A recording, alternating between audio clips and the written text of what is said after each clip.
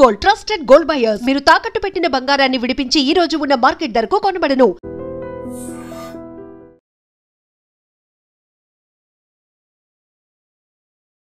కల్తీ మందులు ఎందుకు ఇంతలా పెరిగిపోతూ ఉన్నాయి?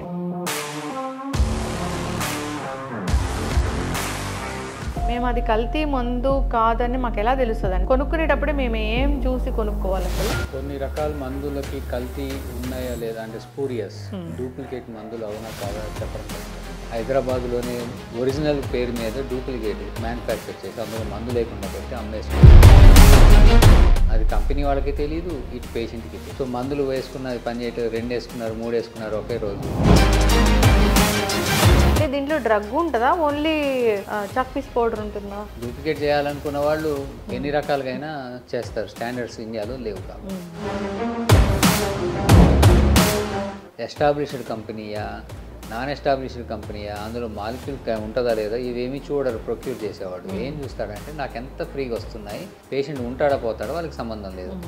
బిజినెస్ ప్రాఫిట్ వస్తుంది చూస్తాడు, కానీ మెడిసిన్ యొక్క క్వాలిటీ స్టాండర్డ్స్ ఒరిజినాలిటీ వాళ్ళు చూడరు. సో వాళ్ళు ఏముంది, క్వాలిటీ కంట్రోల్ చేయక్కర్లేదు, ఇది లేదు, పర్మిషన్ వచ్చింది చేసి మార్కెట్లోకి వెళ్ళిపోతున్నాయి. పేషెంట్కి తెలియదు, ఈవెన్ డాక్టర్కి తెలియదు, అందులో వాళ్ళ అంత తక్కువ మంది ఉంటుంది.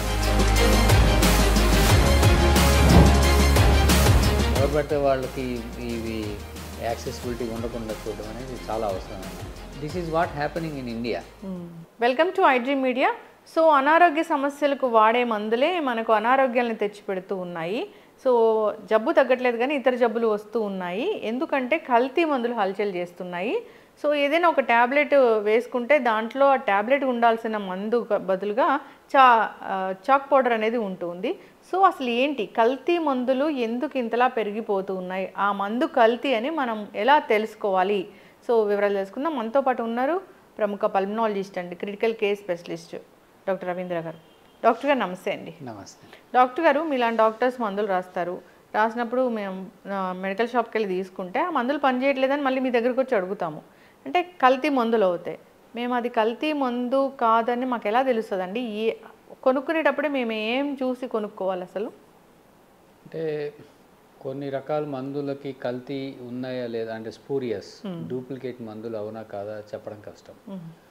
ఇన్ దిస్ రిగార్డ్ గవర్నమెంట్ వాళ్ళు కానీ ప్రొడ్యూసర్స్ అంటే కంపెనీల వాళ్ళు కానీ దాని యొక్క ఒరిజినాలిటీ తెలుసుకోవడం కోసం వాటిని QR కోడ్స్ అని పెడుతున్నారు. దాని మీద స్కాన్ కోడ్ ఉంటుంది, లేదా బ్యాచ్ నెంబర్ మనం టైప్ చేస్తే సైట్లో అది వెదర్ ఇట్ ఈస్ ఒరిజినలా కాదా మనకి కన్ఫర్మ్ ఇస్తుంది. But they can manage only high end medicines. అంటే ఇప్పుడు కాస్ట్లీ ఉన్న వాటికి మాత్రం మేనేజ్, చిన్న చిన్న వాటికి కూడా వాళ్ళు మేనేజ్ చేయడం కష్టం. అయితే ఈ మధ్య కాలంలో మనం చాలా న్యూస్లు చూస్తున్నాం. నియర్లీ హైదరాబాద్లోనే 2-3 ఫార్మసీ రైడింగ్స్లో ఈ డూప్లికేట్ మెడిసిన్స్ దొరికాయని సీజ్ చేయడం జరిగింది. చాలామందిని అరెస్ట్ చేయడం జరిగింది. ఆ రాకెట్ అంతా నియర్లీ నార్త్ ఇండియాకి రిలేటెడ్గా ఉండి మన దగ్గర ఎక్కడ డూప్లికేట్గా ఒరిజినల్ పేరు మీద డూప్లికేట్గా మ్యానుఫ్యాక్చర్ చేసి అందులో మందు లేకుండా పెట్టి అమ్మేసుకుంటున్నాడు. అంటే పైన షీటు ఒరిజినల్ ఉంటుందా? అంటే సరిగ్గా చెప్పాలంటే ఎవరైతే ఒరిజినల్గా ప్రొడ్యూస్ చేస్తారో అలాగే వీళ్ళు డూప్లికేట్ చేసి ఇప్పుడు దొంగ నోట్లు కొట్టినట్టే అలాగే చేసి అందులో మందు పెట్టకుండా అమ్మేసుకుంటున్నారు. అది కంపెనీ వాళ్ళకి తెలియదు, ఇటు పేషెంట్కి తెలియదు. మధ్యలో అవి స్ట్రీమ్ లైన్లోకి వచ్చేసి అమ్మేస్తున్నారు. దానివల్ల ఏంటంటే కంపెనీలకి నష్టాలు, వాళ్ళకి చెడ్డ పేరు పనిచేయదు కాబట్టి.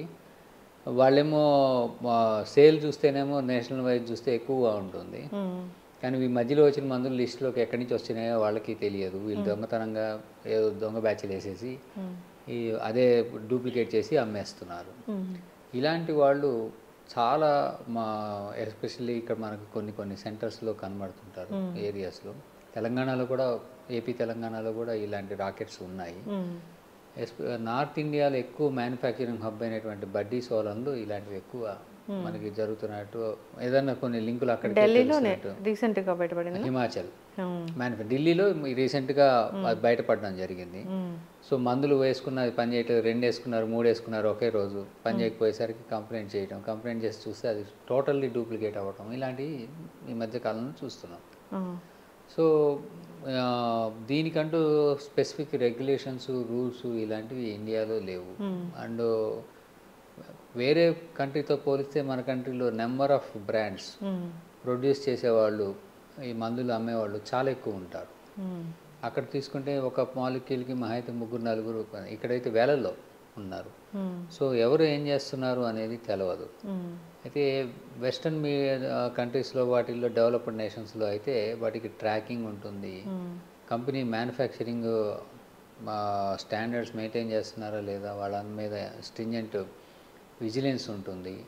అలానే ఎవరు పడితే వాళ్ళు ప్రొడ్యూస్ చేసుకోవడానికి వాళ్ళకి పర్టికులర్గా వాళ్ళకి గైడ్లైన్స్ ఫాలో అవుతుంటేనే ఇస్తారు. ఇక్కడ ఏమవుతుందంటే anybody who is in the market సడన్గా వెళ్ళి ఒక బ్యాచ్ కొట్టించుకొని వచ్చి అమ్మేసుకోవచ్చు.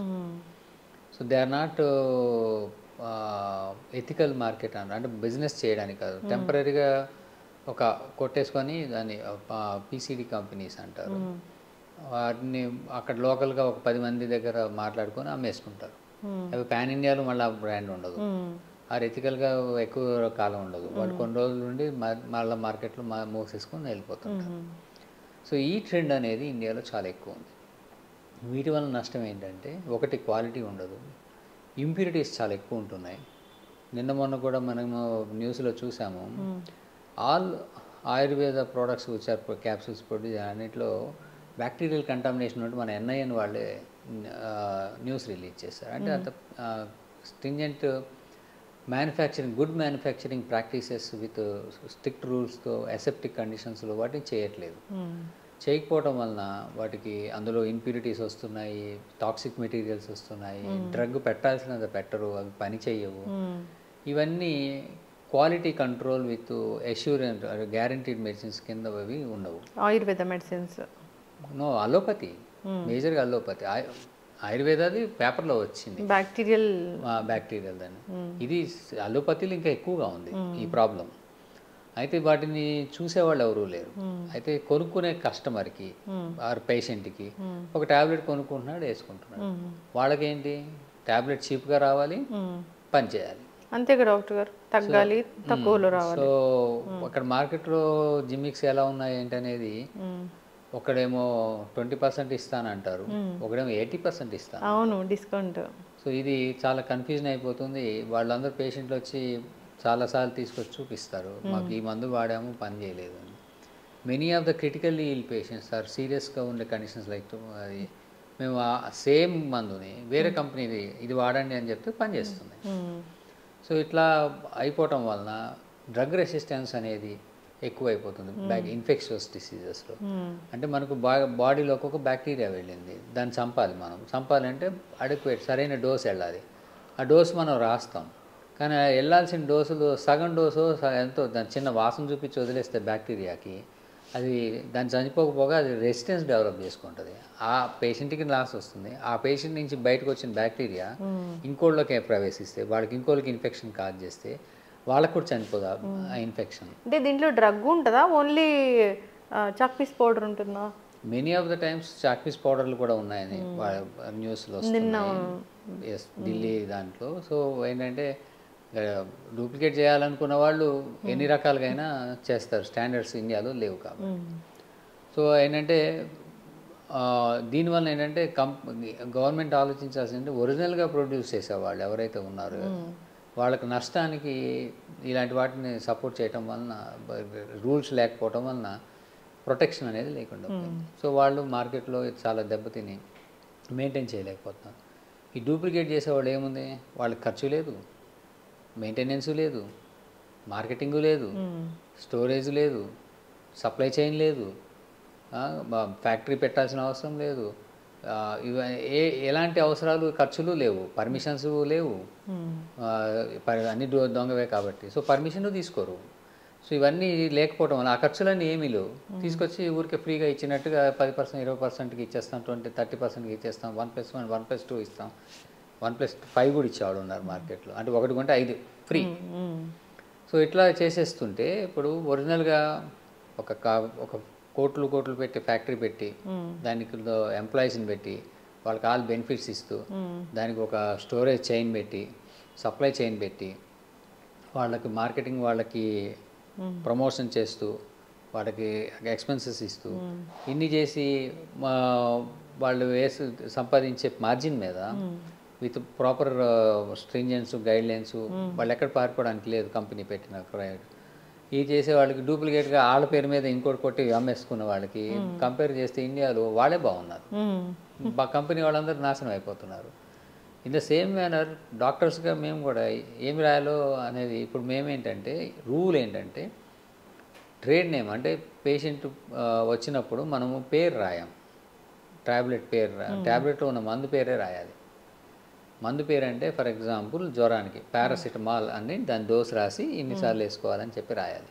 వాళ్ళు దాన్ని తీసుకెళ్ళి మెడికల్ షాప్లో ఇస్తే మెడికల్ షాప్ వాళ్ళు ఏమైనా ఇవ్వచ్చు, అది రూలు. వాళ్ళకే అనమాట, అంటే సప్లై చేసిన మెడికల్ షాప్ వాళ్ళు ట్రేడ్ నేమ్ వాళ్ళు ఏదైనా ప్రొక్యూర్ చేసుకొని అదేమందన్నా కానీ తీసుకొని ఇవ్వాలి. ఇందులో పర్మిషన్ ఉన్న మందు కూడా ఎస్టాబ్లిష్డ్ కంపెనీయా నాన్ ఎస్టాబ్లిష్డ్ కంపెనీయా, అందులో మాలిక్యూల్ ఉంటుందా లేదా ఇవేమీ చూడరు ప్రొక్యూర్ చేసేవాడు. ఏం చూస్తాడంటే నాకు ఎంత ఫ్రీగా వస్తున్నాయి, నాకు ఎంత తక్కువకి వస్తున్నాయి, నేను ఎంత లాభం చూస్తున్నాను, పేషెంట్ ఉంటాడా పోతాడో వాళ్ళకి సంబంధం లేదు. సో డాక్టర్ డోసు సరిగా రాసినాక అవి మందులు వాళ్ళు డూప్లికేట్ కొనుక్కొని సరిగా వాడని మందులు వేసేసుకొని చేసినాక లీగాలిటీస్ అనేది డాక్టర్ మీద కూడా ఉండదు. ఎందుకు డాక్టర్ దగ్గరే కొనుక్కోవచ్చు కదా? అవి డాక్టర్ దగ్గర కొనుక్కోవడానికి కూడా దానికి రూల్స్ అండ్ రెగ్యులేషన్స్ ఉన్నాయి. డాక్టర్ ఏంటంటే ఒకప్పుడు రూల్స్లో డాక్టర్ కెన్ డిస్పెన్స్ మెడిసిన్స్, కానీ ఇప్పుడు డిస్పెన్స్ చేయాలి అంటే డాక్టర్ కూడా కంపల్సరీ ఫార్మసీ లైసెన్స్ తీసుకోవాలి. తీసుకొని ఆ ప్రాపర్ అండర్ లైసెన్స్ కిందే వాళ్ళు సేల్ చేయాలి. సో అట్లా పెట్టుకొని డాక్టర్స్ చేస్తారు చాలామంది, డాక్టర్స్ కౌంటర్స్ అంటారు. అయితే కంపేరిటివ్గా ఏంటంటే వాళ్ళ దగ్గర సేల్ తక్కువ ఉంటుంది. డాక్టర్స్ ఏంటంటే ఫర్ ఎగ్జాంపుల్ వాళ్ళకి వచ్చే ఆ 10 మందో 15 మందో 100 మందో కొంటారు. అదే డైరెక్ట్గా సెంటర్లో మామూలుగా పెట్టే హోల్సేల్ అని పేరు పెడతారు, వాళ్ళ దగ్గరికి వచ్చేసరికి 100 మంది కొంటారు. సో వాళ్ళ టర్న్ ఓవర్కి వీళ్ళ టర్న్ ఓవర్కి చూస్తే మార్జిన్స్ దగ్గర చాలా గేమ్ నడుస్తూ ఉంటుంది. కాబట్టి అక్కడ వాళ్ళు తక్కువ రేట్కి ఇవ్వటం వలన వాళ్ళు అక్కడే కొంటారు. ఈ తక్కువ రేట్కి ఇవ్వడము, ప్రొక్యూర్మెంట్లో ఉండటము, తర్వాత క్వాలిటీ వాళ్ళు చూడలేకపోవటం. ఇప్పుడు ఒక ఫార్మసీ వాడు ప్రొక్యూర్ చేయడంలో వాడు ఎంత బిజినెస్ ప్రాఫిట్ వస్తుంది చూస్తాడు, కానీ మెడిసిన్ యొక్క క్వాలిటీ, స్టాండర్డ్స్, ఒరిజినాలిటీ వాళ్ళు చూడరు. కాబట్టి ఇండియన్ మార్కెట్లో వాటికి సంబంధించి నష్టం అనేది వస్తుంది. ఎందుకంటే ఈవెన్ గవర్నమెంట్ అథారిటీస్ కెనాట్ అంటే ఫుల్ ప్రూఫ్గా 100% వాళ్ళకి ఇది డూప్లికేట్ కాదు లేకపోతే స్టాండర్డ్ మెడిసిన్ అని మార్కెట్లో రిలీజ్ అయిన అన్నిటి మీద వాళ్ళు గ్యారంటీ ఎస్టాబ్లిష్ చేయలేరు, క్వాలిటీ కంట్రోల్ చేయలేరు. సో ఎక్కడో వచ్చేస్తుంటే వెళ్ళిపోతూ ఉంటాయి. దీనివల్ల వచ్చిన రాంగ్ మెడిసిన్స్ అనేవి మనకి సరిగా పనిచేయకపోవడం అనేది కంపల్సరీ మనం ఫేస్ చేస్తున్నాం. ఓకే, మరి డాక్టర్ గారు ఇప్పుడు ఏ తలనొప్పి టాబ్లెటో లేదంటే కడుపు నొప్పి టాబ్లెటో అంటే అప్పటికప్పుడు తెలుస్తుంది మనకి పనిచేయట్లేదని. పెద్ద పెద్ద జబ్బులకు వాడే మెడిసిన్స్ పనిచేయట్లేదని ఎప్పుడో తెలుస్తుంది కదా. దాన్నే మేము ట్రీట్మెంట్ ఫెయిల్యూర్ అంటాం. ఈ ట్రీట్మెంట్ ఫెయిల్యూర్కి కారణాల కింద చాలా అనాలిసిస్ చేస్తాం. ఒకటి, అడిక్వేట్ డోస్ వేస్తున్నారా లేదా, అడిక్వేట్ డ్యూరేషన్ వేసారా లేదా, పేషెంట్ స్కిప్ చేస్తున్నాడా లేదా. వాళ్ళు ఏం చేస్తారంటే 2-3 రోజులు వేసి మానేసేస్తారు, మళ్ళీ వేసామని చెప్తారు. సో అడిక్వేట్ డోసేజ్, అడిక్వేట్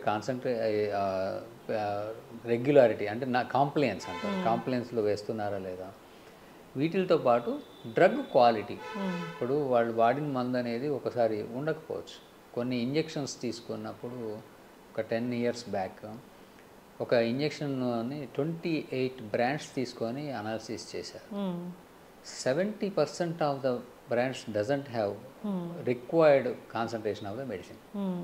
అంటే వాళ్ళకి మినిమము ఒక ఇంజెక్షన్ తీసుకోవాలంటే మార్కెట్లో క్వాలిటీ అనాలంటే ఆ యాక్టివ్ మాలిక్యూల్ ఏదైతే సాల్ట్ ఉందో అది 90% అండ్ అబవ్ ఉండాలి.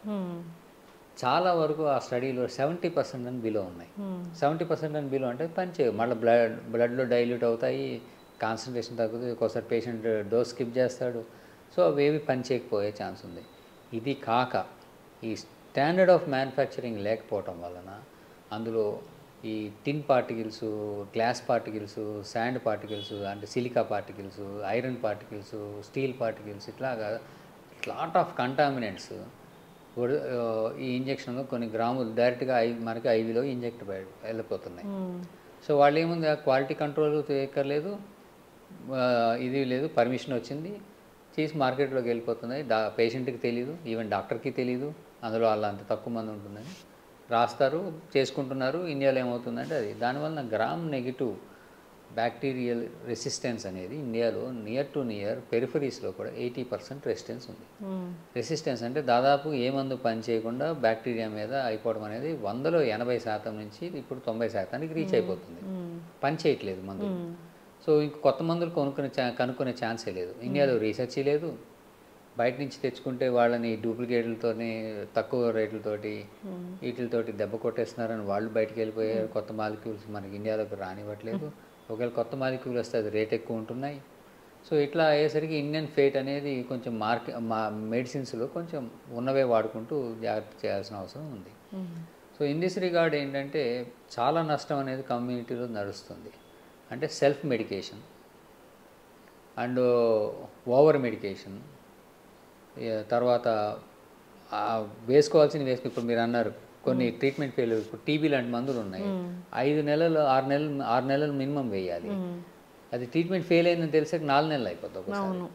ఈ 4 నెలల తర్వాత అసలు మల్టిపుల్ కారణాల వల్ల పోయి రెసిస్టెన్స్ వచ్చేస్తుంది. దెన్ ఒక డ్రగ్ రెసిస్టెన్స్ వచ్చి వాళ్ళు ట్రీట్మెంట్ లేకుండా అంటే వాళ్ళు చనిపోవడంతో పాటు ఇంకొక 20 మందికి ఇన్ఫెక్షన్ ఇచ్చి చనిపోతారు యావరేజ్గా 15 to 20.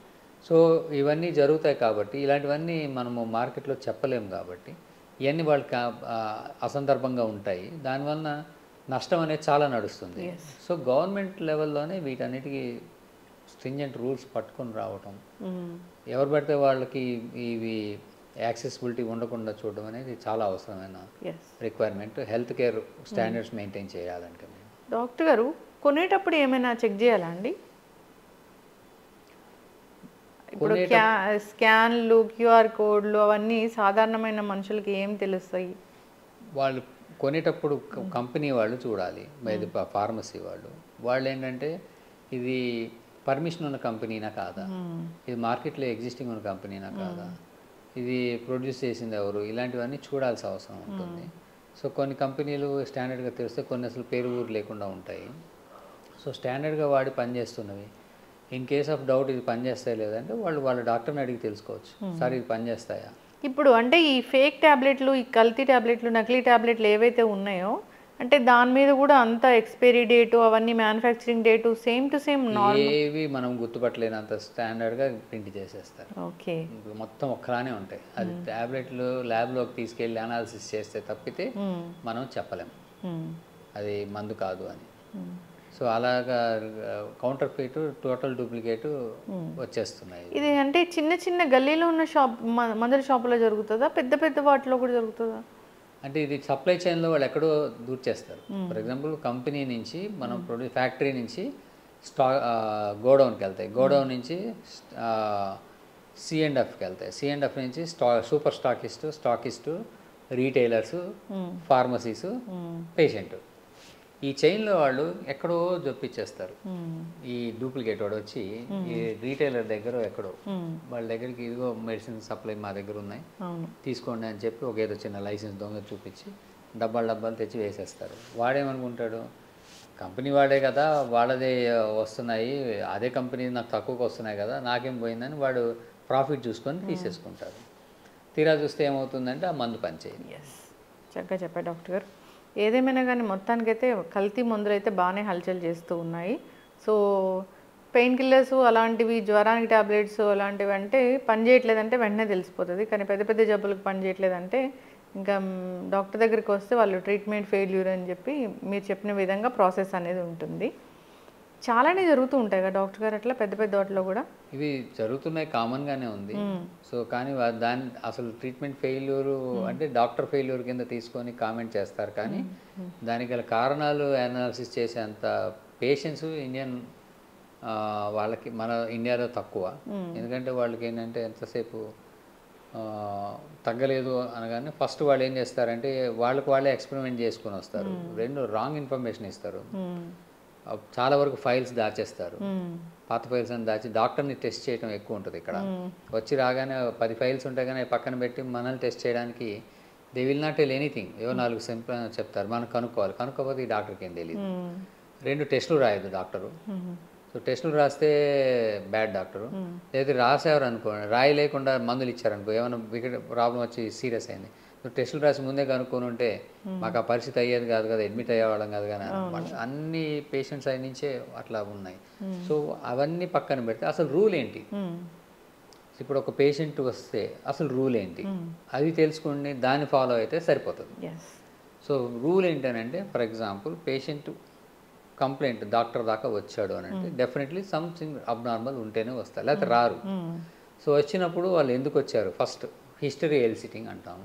సో 1కి 4 సార్లు అడుగుతాం. అడిగినప్పుడు దానికి సంబంధించి ఇప్పుడు డాక్టర్కి తెలుస్తాయి ఎంతమంది వస్తున్నారు, అలాంటి జబ్బులు కమ్యూనిటీలో ఎక్కువ ఉన్నాయా లేదా, ఏమైనా ట్రెండింగ్గా ఎక్కువ అవుతున్నాయా, ఎపిడమిక్స్ లాంటివి వస్తున్నాయి, అదే ట్రెండ్ ఎక్కువ వస్తున్నాయి చూసి దాన్ని బట్టి కన్ఫర్మేషన్కి ఒకే లక్షణాలలో చాలా జబ్బులు ఉంటాయి. సో కన్ఫర్మ్ చేయాల్సి వస్తుంది. వాళ్ళు ఏంటంటే చాలామంది లక్షణాలు చెప్పగానే జబ్బు కనుక్కోవాలంటే ఇట్స్ ఇంపాసిబుల్. అంతేగా డాక్టర్ గారు, ఇప్పుడు ఫీవర్ వచ్చింది, అది కరోనా. ఫీవర్ 1000 రకాల కారణాలతో వస్తుంది. సో ఫీవర్ అనగానే మనం ఫీవర్కి తగ్గడానికి మామూలుగా అయితే పారాసిటమాల్ ఇస్తాం, కానీ జబ్బు అది కాదు, జబ్బు కారణాలు వేరే ఉంటాయి. సో దాన్ని కనుక్కోవడం కంపల్సరీ టెస్ట్ చేయకుండా చేయడం అనేది జరగదు. కాకపోతే ట్రెడిషనల్గా ఏంటంటే 100లో 60 రకాల జబ్బులు 60 వచ్చిన వాళ్ళకి ఆటోమేటిక్గా చిన్న సింపుల్ ట్రీట్మెంట్ సిమ్టమాటిక్గా వచ్చినప్పుడు వాటికి ఇస్తే తగ్గిపోతాయి. సో దాన్ని బేస్ చేసుకొని ఫస్ట్ ఏంటంటే చాలామంది మనకి బేసిక్గా ఫస్ట్ మందులు ఇస్తారు. దాని తర్వాత అవసరాన్ని బట్టి కొంతమంది బాగా టాక్సిక్ ఉంటారు, బీపీ పడిపోతుంటుంది, పల్స్ రేట్ ఎక్కువ ఉంటుంది, లేదా ఆయాసం ఉంటుంది, సమ్ అదర్ సైన్స్ ఉంటాయి. అలాంటి వాళ్ళకి కంపల్సరీ ఇంటికి పంపిస్తే డిట్యూరేట్ అయ్యే ఛాన్స్ ఉంటుంది. ఏదో మందులు రాసి పంపించేస్తే రాసిచ్చారు వాడి చూద్దామని అనుకుని నెగ్లెక్ట్ చేసి డౌన్ అయిపోయే వాళ్ళు చాలామంది ఉంటారు. వాళ్ళకి తెలియదు మళ్ళీ రావాలని. ఇవన్నీ ఇన్స్ట్రక్షన్స్ ఇచ్చినా కొన్నిసార్లు పట్టించుకోరు, కొన్నిసార్లు ఇవ్వడం కూడా కుదరకపోవచ్చు, వారు డాక్టర్ స్కిప్ చేసేసుకోవచ్చు. అవన్నీ అన్నీ జరిగితే నష్టం ప్రాణానికే. కాబట్టి కొన్నిసార్లు టెస్టులు చేయాల్సి వస్తుంది. దాన్ని చూసి అవసరమైన టెస్టులు చేస్తే చాలామంది ఏం చేస్తారంటే టెస్టులు రాయించుకొని వెళ్ళిపోతారు, మందులు వాడేసుకొని నెల తర్వాత ఆ టెస్టులు చేసుకొని వస్తారు. సో వాటి వ్యాలిడిటీ ఉండదు. ఇప్పుడు మనకు జబ్బు, మనకు బాడీకి ఈరోజు ఫీవర్ వచ్చిందంటే మనలో బయోకెమికల్ చేంజెస్, ఈ బ్లడ్ టెస్ట్ చేంజెస్ అనేవి అప్పుడు స్టార్ట్ అవుతాయి. వన్స్ అప్పుడు కనుక్కోవడానికి ఉంటే అప్పుడు చేస్తే మనకి అప్పుడు కనుక్కున్నాక తగు చర్యలు తీసుకోవచ్చు, మా ట్రీట్మెంట్ని మానిటర్ చేసుకోవచ్చు సీరియస్ ఉంటే. కానీ వాళ్ళు మందులు వాడేసి అంత బాగైనాక నెల రోజుల తర్వాత చేసుకొస్తారు. నెల రోజుల తర్వాత అసలు అవసరమే ఉండదు. సో ఇది ఏంటంటే అవసరాన్ని అనేది వాళ్ళు దేనికి చేస్తున్నారు, ఎందుకు అనేది రిక్వైర్మెంట్గా కొంత పేషెంట్ కూడా నాలెడ్జ్ ఉండడం, జనరల్ అవేర్నెస్ అనేది చాలా అవసరం. సో వాళ్ళు ఏంటంటే ఒకసారి చేయలేనప్పుడు మందులు వాడాలా లేదా అంటే దానికి కూడా మేము ఇన్స్ట్రక్షన్స్ ఇస్తాం. Just use for 48 hours, 72 hours, then come back. ఎందుకంటే ఒకసారి వాళ్ళకి నిజంగానే వాళ్ళ ఆర్థిక పరిస్థితికి, వాళ్ళకి అదర్ పరిస్థితికి డిపెండెన్స్ ఉంటారు, వాళ్ళకి చేయలేని పరిస్థితి ఉంటుంది. సరే మా బీపీ అన్నీ బాగున్నాయి, స్టేబుల్ ఉన్నారు కాబట్టి అలా చేయమని చెప్తాం. అవన్నీ అందరికీ అప్లికబుల్ అంటే ఒకసారి కాదు, వాళ్ళు వచ్చే కండిషన్ బట్టి ఉంటుంది. కొంతమంది కోమార్బిడ్ కండిషన్స్ చాలా ఉంటాయి, బీపీ ఉంటుంది, షుగర్ ఉంటుంది, ఓబేస్ ఉంటుంది, చాలాసార్లు అడ్మిట్ అయి ఉంటారు. వాళ్ళు వచ్చిన వాళ్ళని కూడా ఇలానే ట్రీట్ చేయాలంటే వెరీ డేంజరస్, అలా చేయడానికి ఛాన్సే లేదు. సో వాళ్ళని సీరియస్ తీసుకోవాలి. సో వాళ్ళ పరిస్థితిని బట్టి, కేటగిరీని బట్టి, వాళ్ళకున్న కోమార్బిడ్స్ని బట్టి మనం కంపల్సరీ ఒకసారి టెస్టింగ్ చేయాల్సిందే. అయితే చాలాసార్లు ఏం జరుగుతుందంటే పేషెంట్ వస్తున్నప్పుడే ఇంత టెస్టులు చేసుకొని వస్తున్నారు. వాళ్ళే ల్యాబ్కి వెళ్ళిపోతున్నారు, వాళ్ళే ల్యాబ్లో చెప్పేస్తున్నారు, ల్యాబ్లో టెస్టులు అయిపోతున్నాయి. అయితే దీనివల్ల వచ్చిన నష్టం అసలు పేషెంట్కి వాళ్ళకి ఏం జబ్బు వచ్చింది, ఎలాంటి టెస్ట్ ఆర్డర్ చేయాలి ఎట్లా తెలుస్తుంది. ఈ ల్యాబొరేటరీ వాళ్ళైనా కూడా అలాంటి జబ్బు ఉన్న లేక ఏం లక్షణాలు చెప్పకుండా అసలు టెస్టులు వాళ్ళు చెప్పినవి ఎట్లా చేసేస్తారు. సో దానివల్ల మేము చాలాసార్లు చూస్తాం, 5 ఏళ్ళ పిల్లాడికి టెస్టోస్టెరాన్ చేసి పంపిస్తారు, లేకపోతే ఇన్సులిన్ చేసేస్తున్నారు, ఏవేవో ఉంటుంది కదా. అంటే అది అవసరం లేవు కదా. ఇప్పుడు ప్యాకేజ్ అని చెప్పి చేయించుకుంటే పర్పస్ ఏంటి ప్యాకేజ్?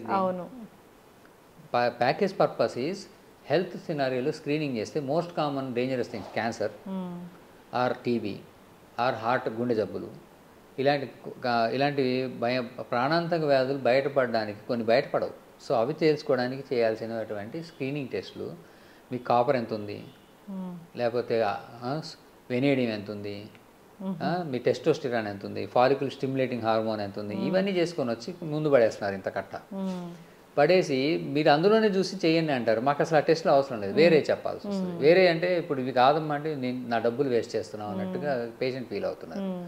సెకండ్, ఫర్ ఎగ్జాంపుల్ పేషెంట్కి ఏ అబ్నార్మల్ టెస్ట్ వాల్యూ రికార్డ్ అయ్యింది, దాన్ని ఎవరికి ఇన్ఫామ్ చేయాలి? ల్యాబ్ వాళ్ళు. They cannot inform. వాడికి పొటాషియం 7 వచ్చింది, వెంటనే నువ్వు హాస్పిటల్కి వెళ్ళిపోవాలి, అడ్మిట్ అవ్వాలి, ఒకసారి ఇంజక్షన్ తీసుకోవాలి, లేకపోతే డయాలసిస్ చేయాలి, ఆ కిడ్నీ సంగతి చూసుకోవాలి, ఫెయిల్ అయినా. వాడు చెప్పడు, ప్రింట్ కోసం వీడు 2 రోజులు వెళ్ళడు, 2 రోజులు వెళ్ళినాక ఎవరో రిసెప్షనిస్ట్ రిపోర్ట్ చేతిలో పెడుతుంది, వీళ్ళు ఇంకో 4 రోజుల తర్వాత వస్తాయి, ఈలోపు పేషెంట్ చచ్చిపోవచ్చు. So these are all things ఇండియాలో డేంజరస్ ట్రెండ్స్ గవర్నమెంట్ అలౌ చేసి పెట్టింది. ఇప్పుడు వేరే కంట్రీలో అయితే మాత్రం ఇలాంటి జరగడానికి లేదు. టెస్ట్ రిపోర్ట్ ఫస్ట్ డాక్టర్కి వెళ్తుంది, డాక్టర్ పేషెంట్కి ఎడ్యుకేషన్ అనౌన్స్ చేసి అప్పుడు వాళ్ళ చేతిలో రిపోర్ట్ పెడతారు. ఇవన్నీ ఏంటంటే మనం హెల్త్ సిస్టమ్ బైపాస్ చేసి మనం చాలా తప్పులు చేస్తూనే ఎవరికి రెస్పాన్సిబిలిటీ లేకుండా అయిపోయింది. దానివల్ల వస్తున్న నష్టాలు చాలా ఉన్నాయి. ఈ స్పూరియస్ మెడిసిన్సే కానీ, ఇట్లా ల్యాబ్ను అబ్యూజ్ చేసుకొని ల్యాబొరేటరీ వాళ్ళని బతికించడమే కానీ, ఇప్పుడు 10 టెస్టుల బదులు 2 చేస్తే సరిపోయిద్దేమో, ఆ 2 కోసం వాళ్ళు 10 చేయిస్తున్నారు, 10కి డబ్బులు కడుతున్నారు. This is what happening in India. మరి వాళ్ళే వెళ్ళి 10కి ఎందుకు ఆ టెస్ట్ ప్రిస్క్రిప్షన్ లేకుండా వీళ్ళు చేసేస్తున్నారు. యాక్చువల్గా రూల్ లేదు. మరి రూల్ ప్రకారం అయితే మందులు ప్రిస్క్రిప్షన్ లేకుండా ఇవ్వద్దు. మెడిసిన్ చాలాసార్లు ఏం జరుగుతుందంటే, మేము చాలా most common occurrence and patients are very angry. ఏమవుతుందంటే 5 ఏళ్ల క్రితం ప్రిస్క్రిప్షన్ ఒక 100, 20 సార్లు, 30 సార్లు, 40 సార్లు అదే ప్రిస్క్రిప్షన్ని ప్రతి మెడికల్ షాప్కి వెళ్ళి కొనేసుకొని వాడేస్తున్నారు. So long term effects, medicine side effects వాళ్ళు పట్టించుకోవట్లేదు. ప్లస్ ప్రతిసారి కొన్నిసార్లు లాంగ్ టర్మ్ లైఫ్ లాంగ్ వాడాల్సిన మందులు ఉన్నప్పుడు వాడు డాక్టర్ దగ్గరికి వచ్చినప్పుడు సైడ్ ఎఫెక్ట్స్ ఏమైనా డెవలప్ అవుతున్నాయా లేదా ఎవ్రీ 3 monthsకో ఎప్పుడు వాళ్ళు చెక్ చేయాలి. వీళ్ళు బైపాస్ చేసేస్తున్నారు. So in the same manner, same schedule H అయినా, షెడ్యూల్ ఎక్స్ అయినా, షెడ్యూల్ H1 అయినా, ఈ మందులు ఒకే ప్రిస్క్రిప్షన్ మీద సంవత్సరాల తరబడి ఇండియాలో దొరికేస్తున్నాయి. వాళ్ళు కొనేసుకుంటున్నారు, వేసేసుకుంటున్నారు. బట్ ఇది రూల్ లేదు. చాలాసార్లు సైడ్ ఎఫెక్ట్స్ వస్తాయి, అప్పుడు వచ్చి గొడవ చేస్తున్నారు. అసలు అవైలబిలిటీ లేకపోతే డాక్టర్ దగ్గరికి వస్తారు కదా. అంటే వాళ్ళ ఉద్దేశం ఎలా ఉందంటే, ఇది ఒక ఛానలైజ్ అయిపోయి హెల్త్లో డాక్టర్ దగ్గరికి వెళ్ళటం వలన వాళ్ళు అడ్వాంటేజ్ తీసుకొని ప్రిస్క్రిప్షన్ డబ్బులు మాకు బర్డెన్ అయిపోతుంది, డాక్టర్ అనే వాళ్ళ దగ్గరికి వెళ్తే, సో ఇది బైపాస్ చేయాలి అని చెప్పి చాలామంది డాక్టర్ కాని వాళ్ళ దగ్గరికి వెళ్ళి రాయించుకుంటారు. ఆ ప్రిస్క్రిప్షన్ అసలు డాక్టర్ కాని వాళ్ళు రాస్తే మందులు ఎట్లా దొరుకుతున్నాయో ఇండియాలో నాకు అర్థం కాదు విషయం. అవన్నీ అగ్నిస్ట్ ద రూల్. ప్రపంచంలో ఏ దేశంలోనూ దొరకవండి అట్లా.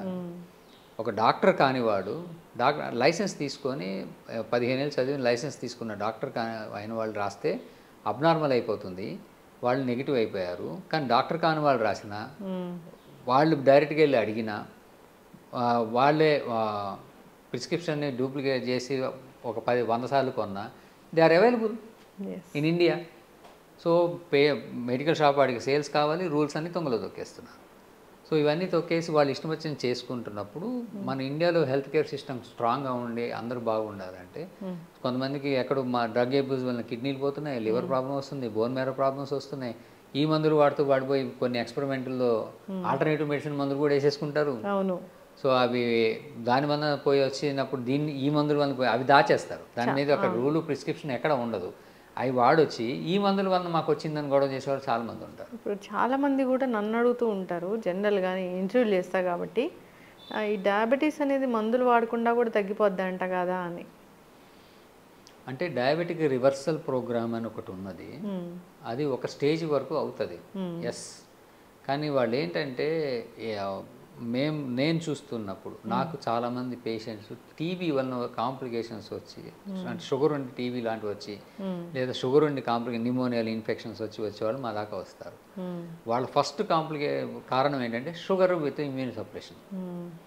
నేను ఎవరిదే కంట్రోల్లో ఉండగా చూడలేదు. HbA1c 9, ఏమి ఇన్సులిన్ రెసిస్టెన్స్ హెవీ, ఓమాఐఆర్ అయితే 7, 4 ఇవి ఉంటాయి.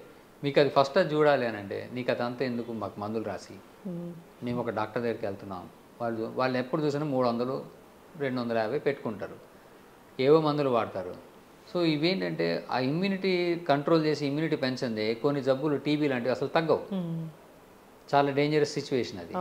సో దానికి తోడు టీబీ చాలామంది మేము గమనిస్తున్నాం ఏంటంటే ఈ డయాబెటిక్ మందులు వాళ్ళు తింటున్నాము, తిరుగుతున్నాము, మాట్లాడుతున్నాము, నాకేదో అయిపోతుంది అంటావేంటి అంటారు. వాళ్ళకి ఇప్పుడు అవ్వదు, 10 ఏళ్ళ తర్వాత వస్తాయి.